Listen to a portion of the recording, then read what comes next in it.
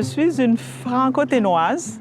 Je suis une maman de 3 enfants, de 3 grands garçons, une bonne compagne de vie pour mon époux, peut-être un membre que je dirais utile à la communauté franco-ténoise.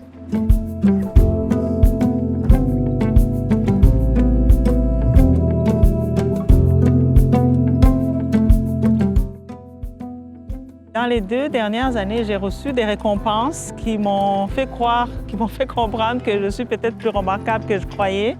J'ai reçu le prix Jeanne Dubé, qui récompense les gens qui se sont impliqués dans la communauté franco-ténoise.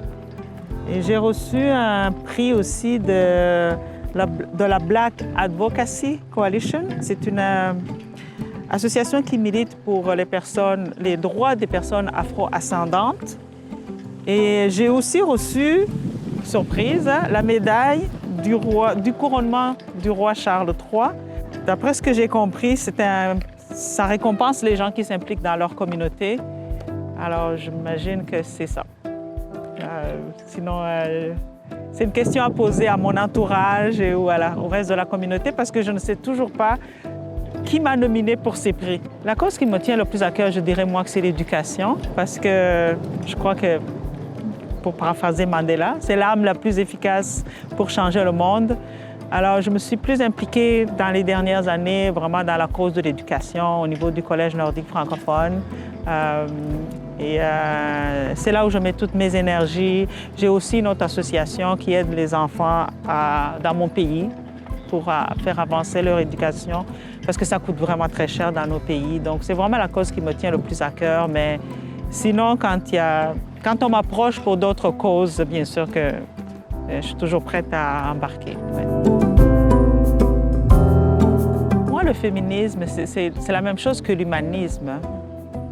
C'est lutter pour les droits, la place des femmes, parce que ce sont des humains comme les hommes. Donc, c'est pas pour dire qu'on a plus de droits que d'autres personnes, mais c'est pour avoir l'égalité puis la complémentarité qui devrait normalement exister dans le monde. Donc, moi, j'aborde ce thème de façon globale, en termes de droits de tout être humain qui pourrait avoir été lésé par des siècles de patriarcat.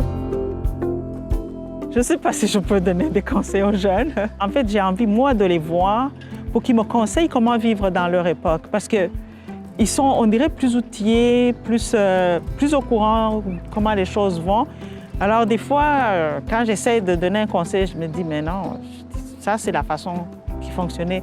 Quand moi, je grandissais, c'est plus du tout la même chose. Alors, j'ai l'impression que même quand j'essaie de donner des conseils, ça ne résonne pas. Mais à un moment, à la base, c'est les mêmes valeurs morales, d'entraide, de s'impliquer, puis d'essayer de vivre le plus simplement possible, dans la mesure du possible, et puis de ne pas s'oublier dans le monde qu'on vit, parce qu'il va à une vitesse telle que c'est assez effrayant. Donc, mais j'ai l'impression que les jeunes sont plus outillés que nous autres, parce qu'eux, ils ont grandi ils ont grandi avec la technologie, ils ont évolué avec ça, donc j'ai l'impression que c'est eux qui peuvent me donner des conseils. Moi, pas tant que ça. Ouais.